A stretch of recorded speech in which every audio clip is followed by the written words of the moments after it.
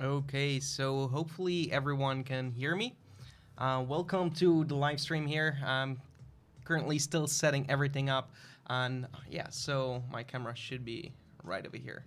There we go. So in today's live stream, we're going to check out how to turn a Lamborghini 3D model into a realistic 3D model, which you can see right here. So we're going to use this 3D model and integrate it in a live photo and make it look believable. So try to look at all the details for making this as realistic as possible. So we're going through this from scratch. So I'm literally going to delete everything that's on here, and we're going to see how we're going to work our way up. I'm going to be using Cinema 4D and Redshift for my render here. So if you want to follow along, and there you go. You can actually literally download any 3D model that you find online. I appear to have this model from turbosquid.com. It's a pretty high quality model, and that does matter if you want high-end results. So the model should be really detailed. As you can see, if we're going to zoom in here, we can see that it has an interior, which is really important for the realism afterwards. Also, if we zoom in on the wheels, we can actually see that the rim brakes could have more detail, but we can see there is a lot of detail put into this, and it also has details on the rubbers here of the wheels, which is great. I'm not sure if you can see sensors. Some of them actually also model these sensors in, so that's these are all kinds of details that show you that it's a high-end model. You can always go to the display here and change it to line, so you can see the geometry and see the density of the model. So you want a high polygon model, especially if you want to have realistic reflections and stuff like that. More polygons do matter in this case. So before we get into this, we're really going to start from scratch, and we're going to make an as quick as possible result. That's also something that I want to focus on in today's video, because obviously you can always go ahead and customize stuff and really go in the nitty-bitty things that you want to perfect. But what if you want to just put this onto an image as quickly as possible using VFX and Cinema 4D? So that's what we're going to be seeing. But before we continue, I quickly want to give a last minute call here for the Epic VFX Academy, because we're actually closing in 1 day. So after this 1 day, we're going to close the doors to the Epic VFX Academy, and anyone that would like to join can't anymore, unfortunately. We're going to focus on the students that are already joining in right now, so we can give them our full attention when we are closing. And I'm not sure when we're going to be opening again, so if you're waiting for a next time, we are really doing these very limited at the moment, because there's so much things going on. And basically what you get once you're inside is really invaluable.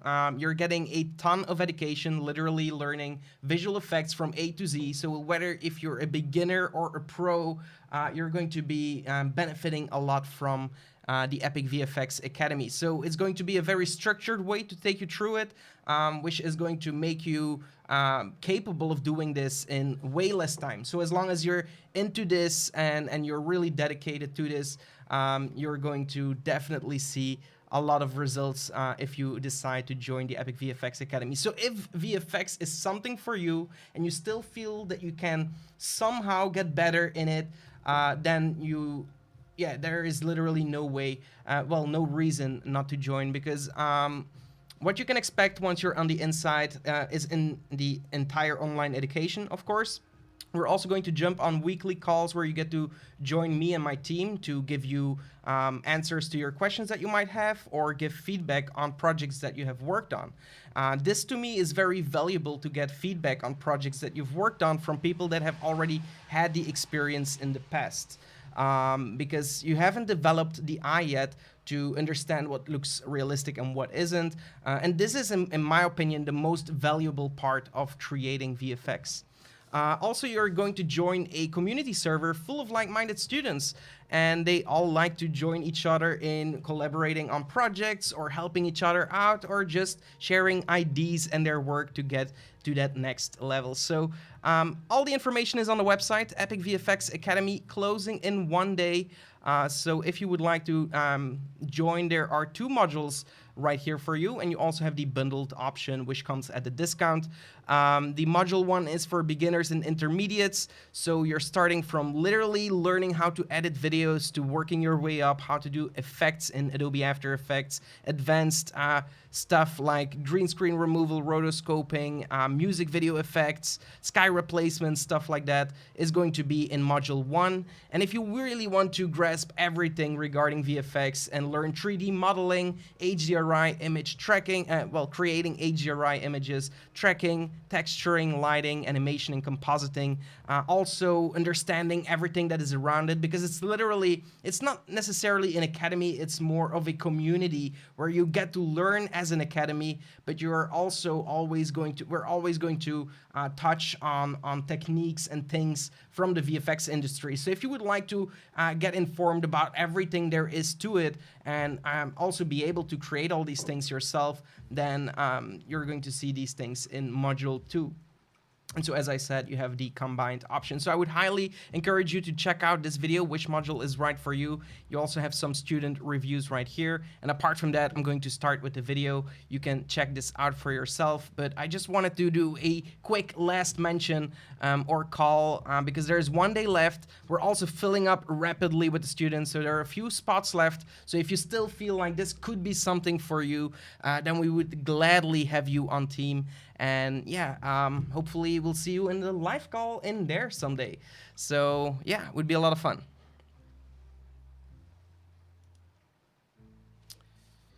Okay, so how is everyone doing here on YouTube? Let me check if I can see all these comments. Hey man, how are you doing? Hey Christoph, so he's also here joining us tonight.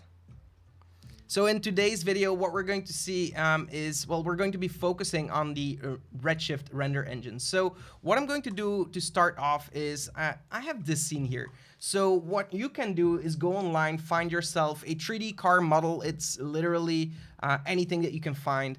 And then we're going to just clean our scene here. So I'm going to take my lasso tool. I have all these cameras around here. I don't know why. Well, probably to create nice product shots, obviously. But I'm going to delete all of them here. And there we go. We don't need this stuff. So I just want a clean Lamborghini.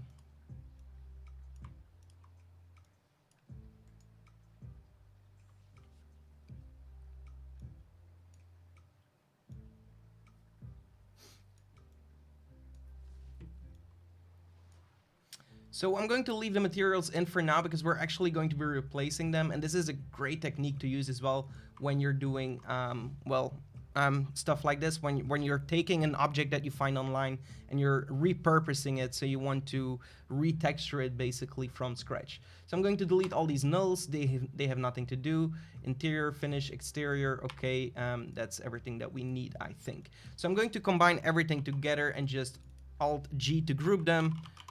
I'm going to call this Lamborghini.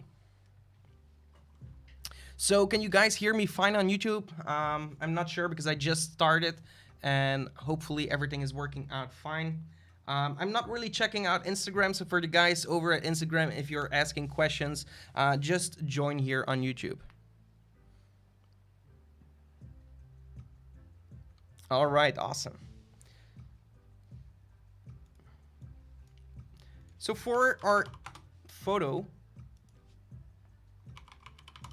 I'm just going to search a photo on pexels.com, which is a place where you can find free photos. All I want is to find a pretty original photo, so a photo that is not altered too much, an unedited, kind of real-looking photo. And I'm not sure if Pexels here is the right choice to look for it, because these are all kind of like choreographed, or how must I say it, composed photos. And that's not necessarily what I want to integrate my footage in. So let's see. Maybe we can just take a print screen of a video.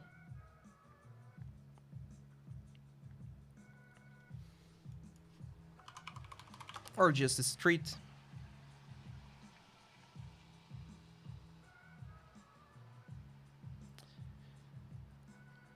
What do you mean with trending car transitions?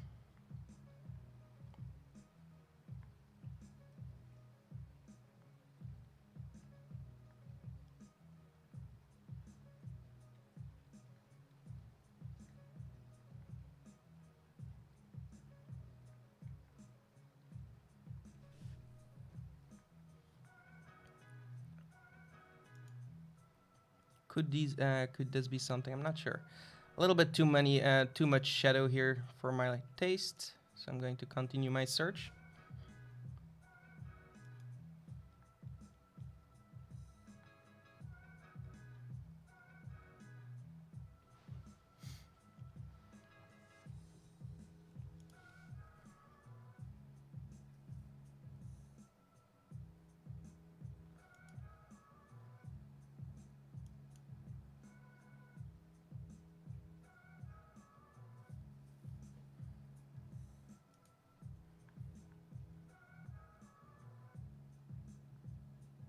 So the first thing that we need is our image, and then we can get started, of course. Not that it matters too much, but I just want something kind of decent.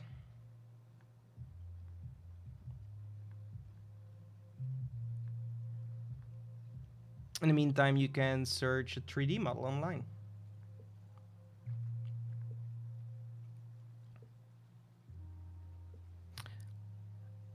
I haven't seen that video, so I'm afraid I won't be able to help you there, buddy.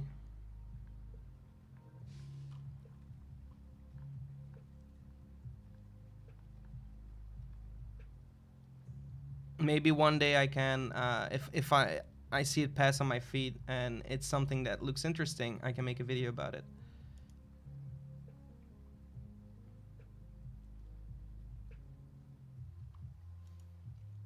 Okay, so, well, actually, I'm looking for a flat surface, and these are all, well, maybe this is actually going to work out. So I'm going to take this. It is distorted a little bit, so we're going to have to fix that probably, or we can just leave it as it is and see where, well, actually, I'm just going to continue a little bit more. Maybe I find an undistorted one, because I don't really want to start editing here. I think this is going to look okay. I'm going to search for a street in the forest. So we have a little bit of trees around. It's nice for the reflections.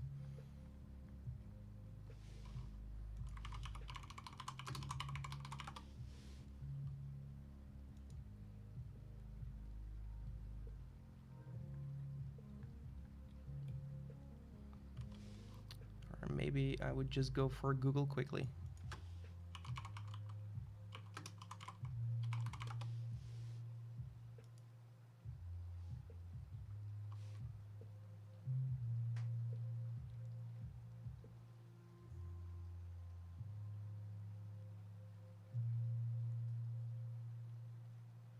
So while I continue my search, I'm quickly going to tease you guys a little bit with a trailer for the Epic VFX Academy.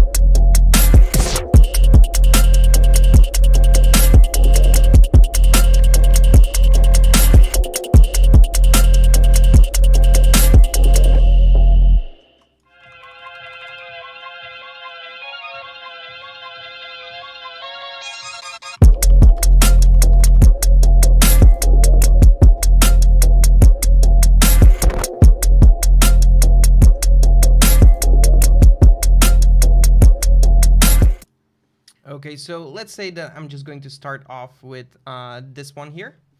Doesn't really matter too much, so I'm just quickly going to take a print screen here.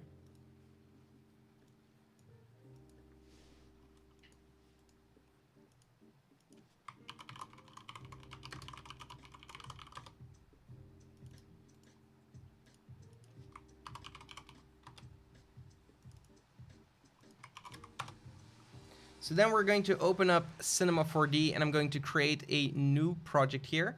And I'm going to create, well, actually, I'm going to motion tracker. And this is just what I like to use to import my footage.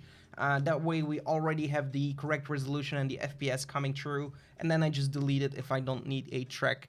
But it's also a great way to just import your footage. Obviously, in this case, it's not footage, but it's just an image. So right here, I have my image, and there we go.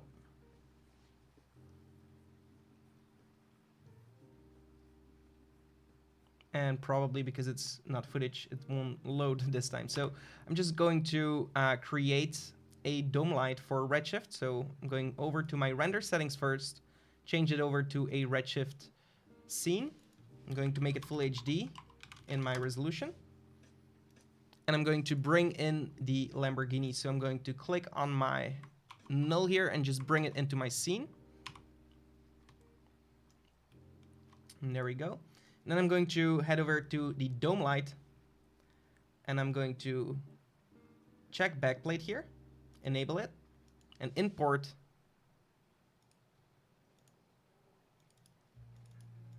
that image.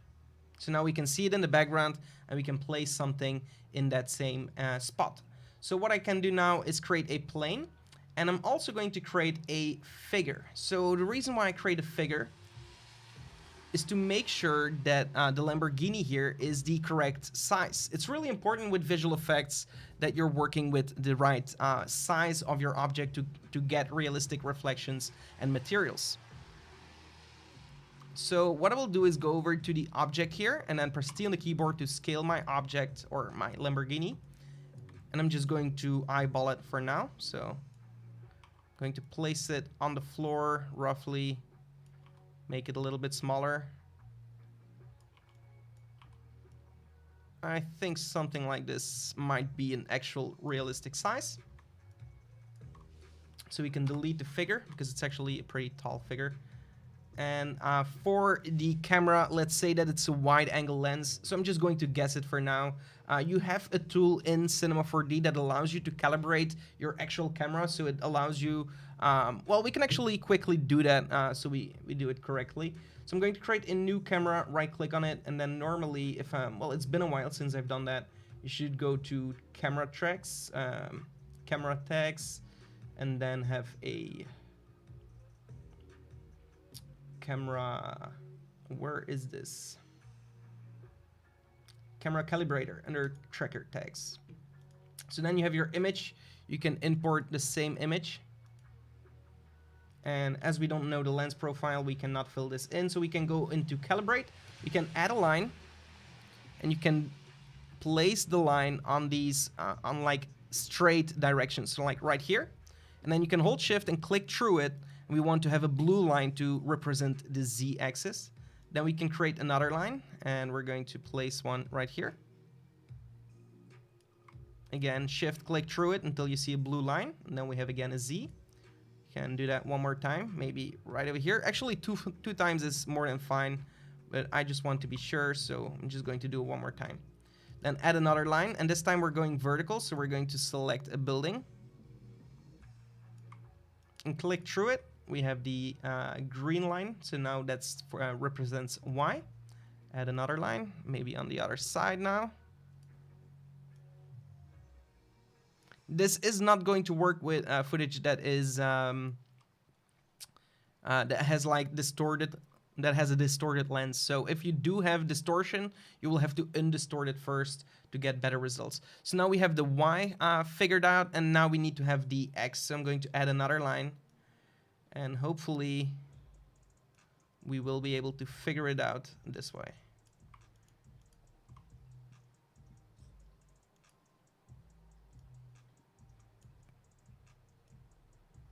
I'm just going to try and do it like this.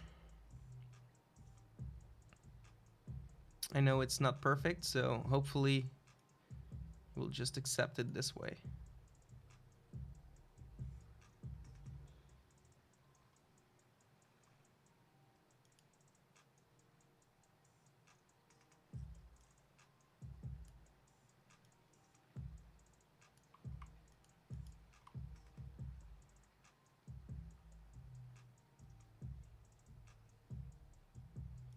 So maybe I should actually delete this one because we're not sure about this one.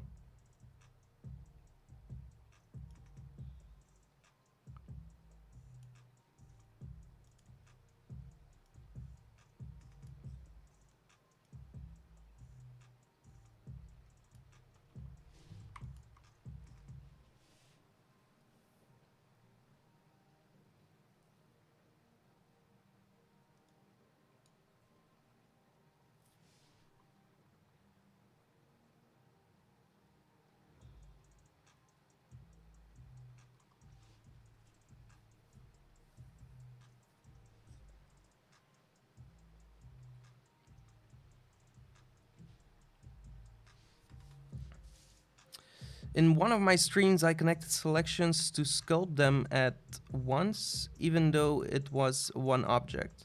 Can't figure out how you could. Could you please show me how we've done it?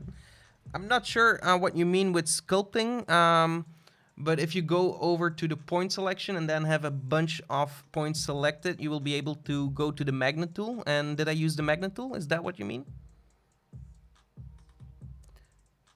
What is... Why don't I use FSpy? Because it comes in Cinema 4D. So FSpy is really beneficial. It's a great software for people that use Blender, for example. But Cinema 4D has this tool built in, so you can actually just use this. It's just been a while that I've used it here.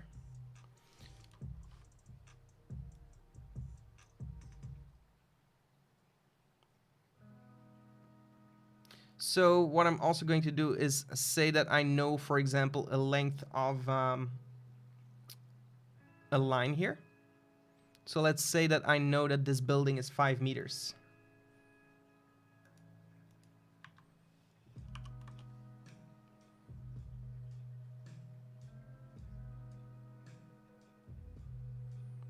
And we just need one more X, I think. So let's try to do it.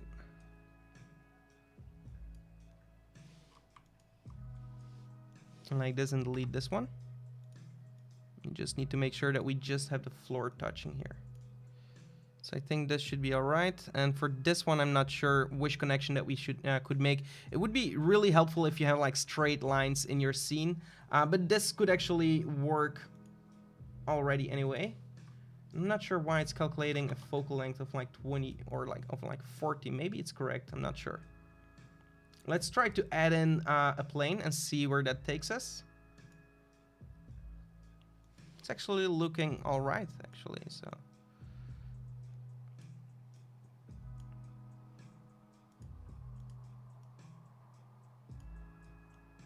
So it's, of course, really helpful if you know the focal length of the photo taken. In my opinion, this would be a wider shot than a 40 millimeters. So I'm not sure if we're going to get like the best results right now. Or maybe I should also change the length here. It's not 6 meters, but maybe like 7 meters. There we go.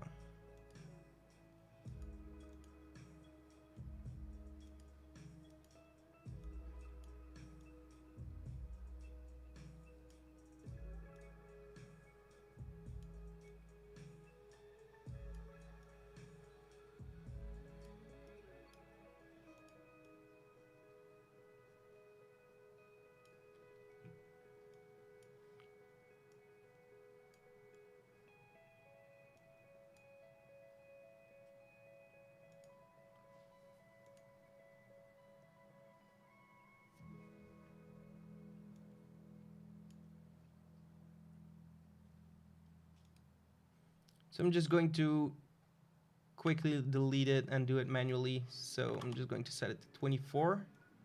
See if this actually makes it better, because I'm not sure about the feeling. Or maybe a 28.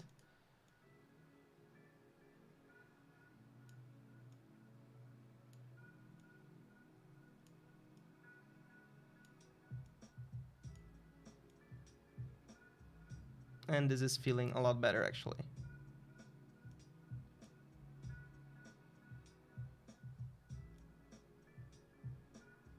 Yeah, this focal length seems to be better. So this is a really important step. Obviously, I'm not going to concern too much about it because we're doing this live, but that's a really important part to where your realism is going to break if you don't have this right. So let's see what this looks like if we render this out. Obviously, we don't have any reflections materials, so it looks like total garbage.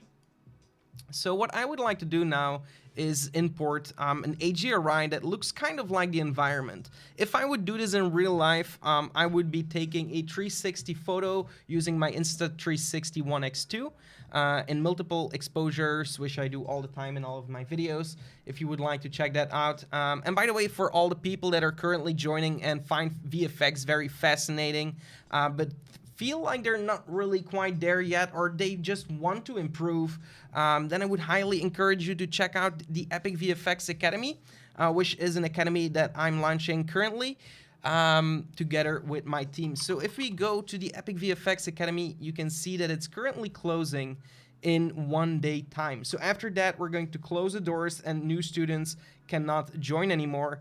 But basically what you get on the inside is learning visual effects from A to Z. So we really start at the basics and work our way up all the way to 3D VFX. And you will feel so confident after going through this. So whether you're a beginner or already advanced, but you still feel like there is room for improvement, you're going to see a lot of benefit from this academy. We also have a community where we're all surrounded with like-minded people. Actually, we have a few students here in the live as well, or is it just Christoph today? I'm not sure. But yeah, they are all in the class, and you can actually see some of their reviews right here. And you can also check out this video right here, which module is right for you. But yeah, if this seems like something for you, then definitely go and check out the link in the description below and check it out for yourself. Let's go back to the video. So for the background, we have to find a similar HDRI. The way you can do that is using HDRI, or like Polyhaven it's called now. So you can use HDRIs from Polyhaven or take one yourself. What I actually am going to try is use Grayscale Gorilla Hub because I have an HDRI link. And well, obviously I have to select an object, so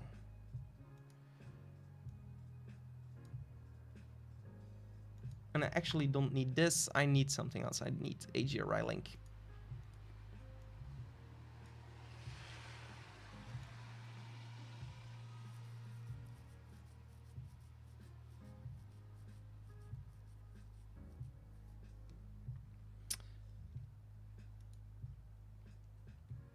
So let's find a city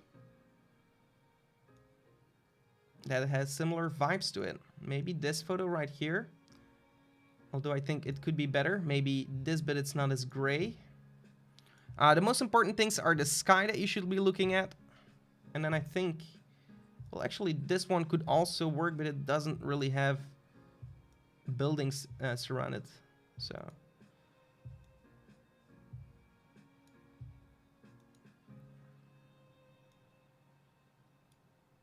I do like this one. So I'm going to try this one. So all you need to do is go into the texture here and drag in your HDRI image right here. And then you're going to get some reflections. So now it's time to start building materials. Obviously, I'm not going to be doing that in today's video. I'm just going to use the Plus library here, which has these really amazing textures or materials for Redshift. And they also have these car paint Redshift materials. Obviously, you can always modify them. But what I do is just import a material that I like, and to preview it, I'm just going to click on my car. I'm going to turn off my render here, jump out of my camera, and also I'm going to add a camera, Redshift camera here. And now zoom in a little bit, and I'm going to click on the model, then find the model in the hierarchy, or actually when you click the model, you're going to see what it has enabled. So when you see this kind of square around it, that means this material is applied to that model. And we can see here body. So now what I'm going to do is rename this to body Redshift, and I'm going to just go down, hold Alt, and just hover over it and replace it. So now, boom, I have my new material. Search it right here. I'm also going to select it and make sure it's set to cubic.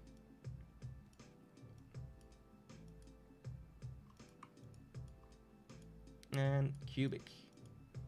There we go. And because we adjusted the realistic scene size, we should now have really nice lighting already on our material. So if we're going to check our view here, we're getting something like this. So it's starting to look all right. So now a few things that are really important. I'm not going to concentrate on everything. Is going to be glass. So you need a glass material, and they have auto glass.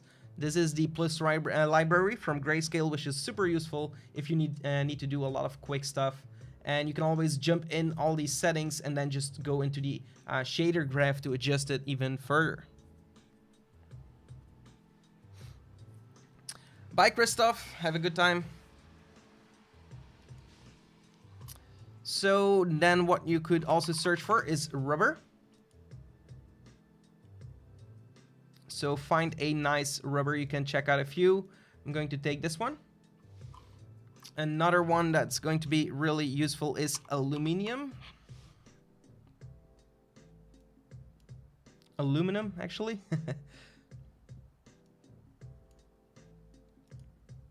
Maybe this one. And then maybe a complete like clear coat. So what I'm going to do first is, well, I'm going to close this window. We don't need to do too much changes there. And I'm also going to close the Lamborghini for now and create a new sphere in my scene and place it somewhere closer to the camera so I can see it clearly. I'm also going to give it a lot more subdivisions, and I'm going to create a new Redshift standard material.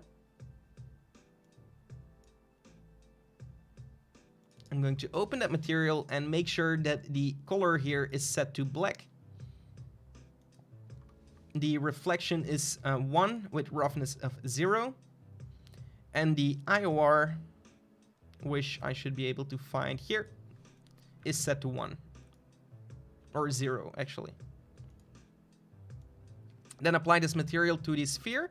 And now we can see the surrounding and we can really match our environment more to this image. So if you want, you can always go into the dome light here and open this up and play with the color space. Or edit your original image or play with the hue, saturation, and gamma here. So maybe you want to set it to like 0.7 to get rid of the contrast. Maybe 0.8. And maybe you want to lower the saturation to something like 70 or 60. And there we go. Now I'm going to create another Redshift material, and this is going to be our floor. So I'm going to create another standard Redshift material, RS floor, and I'm going to open that up. And in here, I want to add a texture. So I'm going to add a texture node and import that image that we have from our background. I'm also going to add a camera mapper. So add a camera map node and import this texture to the camera map node. Or actually, well, the camera map is going to be the texture. So delete the texture, and in the camera map, we're going to import that image. And then for the camera, we're going to bring in our original camera. So we have the camera right here, and just bring that in here. And then add the Redshift floor tag to the plane and jump back into it. Make sure that you add the camera map, of course, to the diffuse layer right here. So now you can see it. We can actually delete this plane and apply it to the other plane right here. So now you should be able to see your image back projected onto your floor, and we can see that we're getting reflections on it, which is going to really make this very realistic. So what you can do as well is use your camera map, hold Control and drag it out, and then add a gradient or a ramp and plug it into the ramp so it becomes a black and white image. and then plug this image into a bump map. And I'm going to bring this into the geometry bump input. And so now you can play with the bump input. Obviously the strength is going to be way too much. I'm going to set it to 0.1, I think, and I'm going to leave it for like this for now. So I think this looks really nice. This is going to be our floor. I'm going to make it bigger, and I'm going to remove this sphere because I do think it looks well integrated. Well, actually, maybe if you want to be sure, you can lower the saturation even more. I think we can go lower. Maybe something like this. It's a pretty desaturated image, and we can always boost our colors later in post. So bring back the Lamborghini, make it visible again. And there we go, we have it. And we can now see that our floor is way too reflective. So we need to fix that, open the floor back up. And we're going to check the weight here for the reflection, so we can lower this.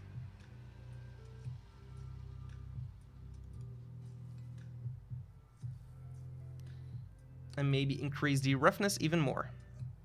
So we still see something. Subtlety is really important in VFX. So I do like this here. This is looking great. Maybe we want to find a better angle for our Lambo. So let's position it a little bit better.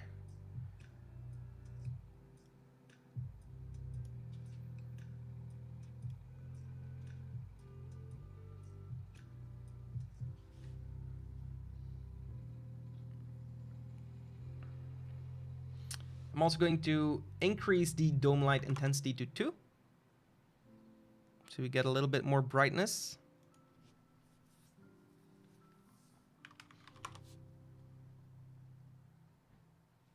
And then I'm going to start replacing more of this stuff. So we have the glass.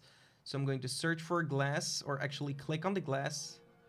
See where it is in the, here, right here. So then I'm going to replace this glass with the other glass by holding Alt.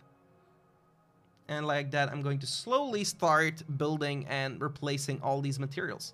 So then I'm going to select the rims and go for the rims here. The rim. So then I'm going to rename my aluminum to rim.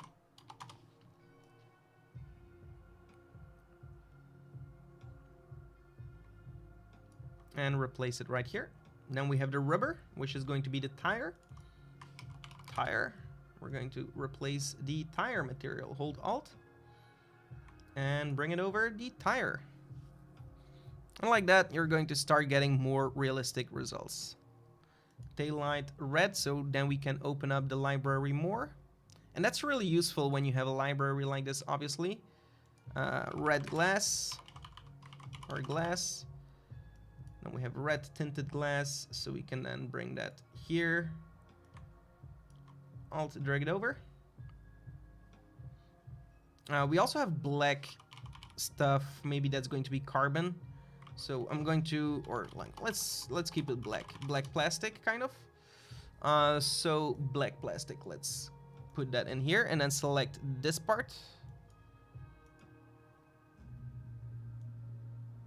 And that's right here, specular black. Alt, drag it over. And you're going to see that each material starts interpreting the light a lot better once you adjust it. And I'm not saying that each material is perfect instantly, but it's going to look pretty cool.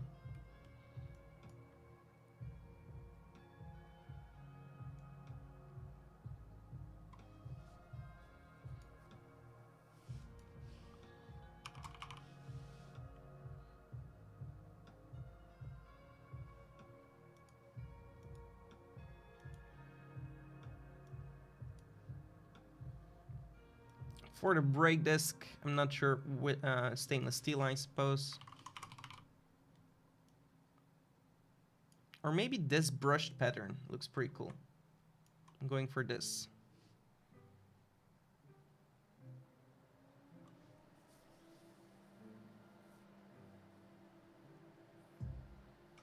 And now you're starting to see these details in here, which are going to make it look really realistic and cool.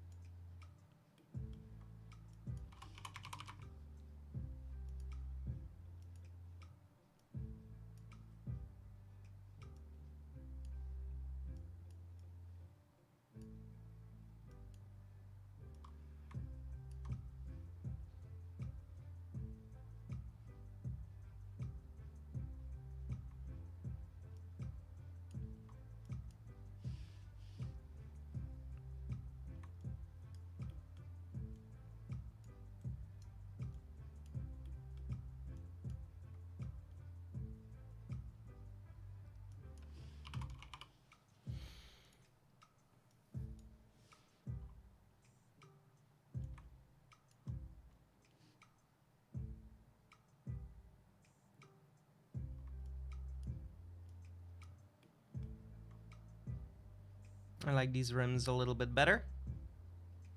Okay, so now I'm going to jump back into the camera. And then you can also play here with the rotation of your HDRI to get like a better angle, to get better reflections on your car.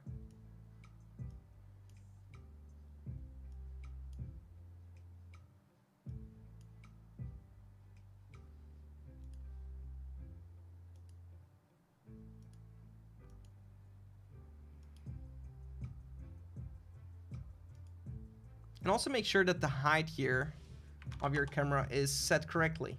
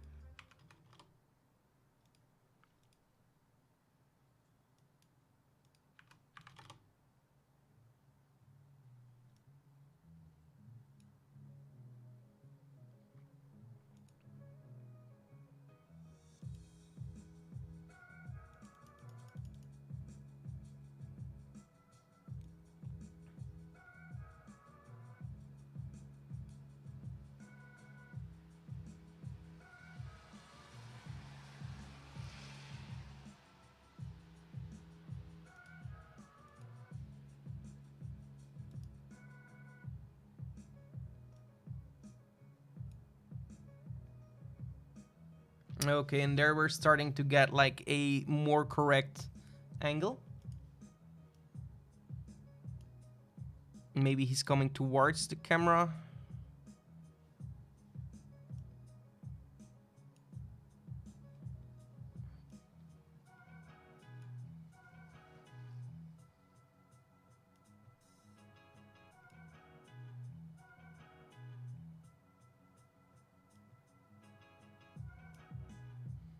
Maybe he's just parked here on the side.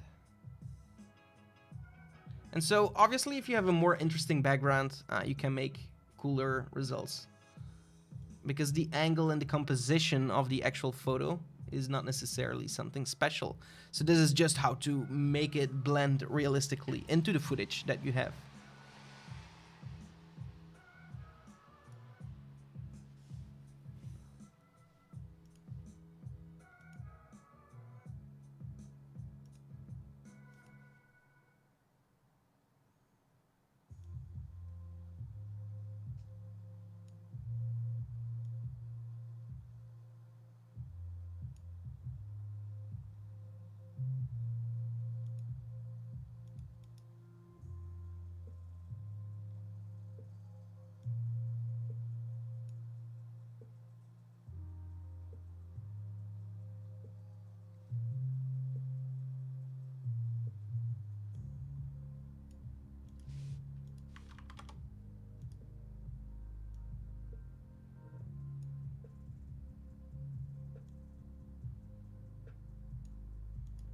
Maybe it is a little bit bigger than a 20, or actually, yeah, maybe it is a 35. Let's try.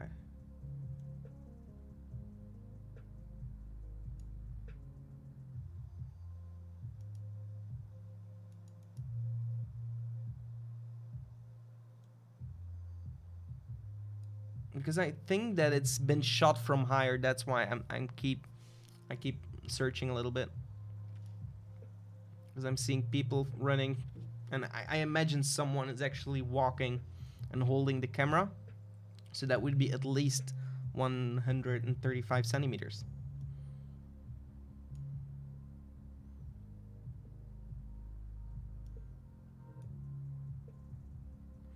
So obviously this is just starting from scratch without any preparation whatsoever and having any footage prepared, and also without any information. You can still work out really great ways to get things done. So obviously, as you can see right now, the background is just a little bit problematic with this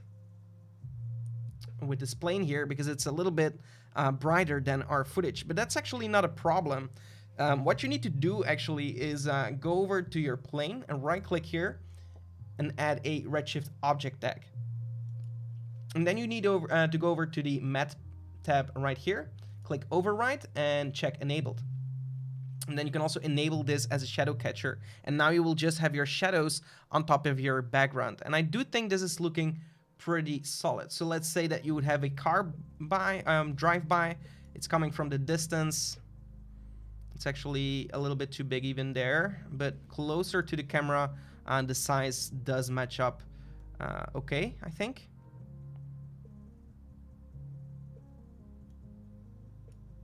Maybe it could be a little bit bigger. So in that case, we can play a little bit more with these settings here. So maybe let's try 40, because that's what the camera mapper actually thought the angle was. So I just want to be sure. And now I'm just having fun and playing around, because I was also satisfied with what we already had. I just want to be sure. I like to be sure. I do think that looks also pretty good.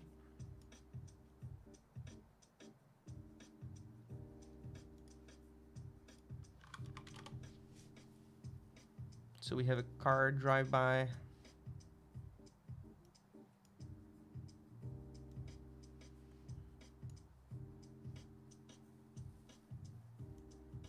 That actually could be the size.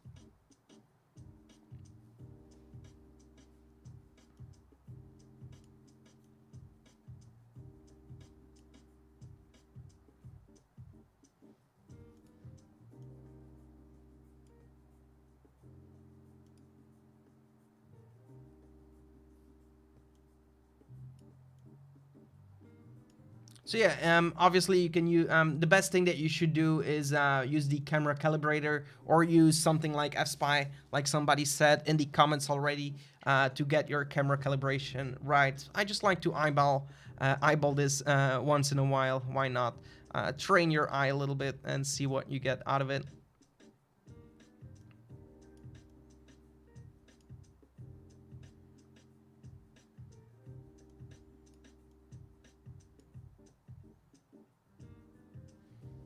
Okay, there we go. So basically, this is how to get renders in Redshift. And if you would render this out, all you have to do here in the dome light is to make sure that you disable the background, and that way you would have a transparent background just with your Lambo. And if you would render this out, you can then back composite this into your shot. So yeah. Hey Shadowhawk, how are you doing? Yes, thank you.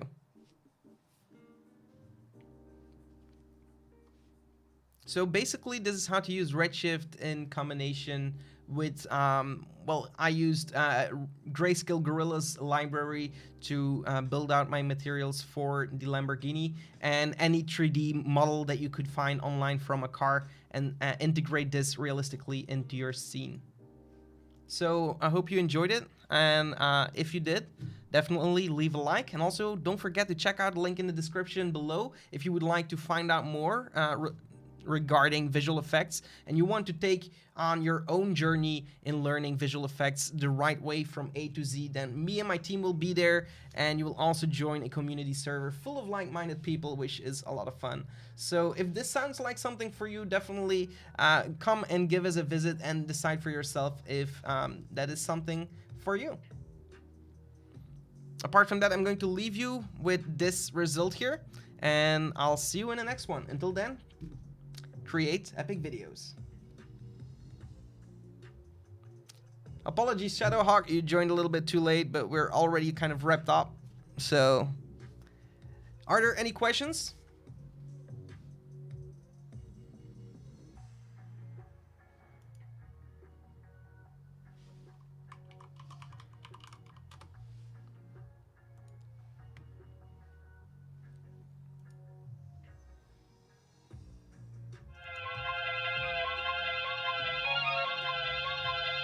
Alright, so then I'm going to leave you with this last video.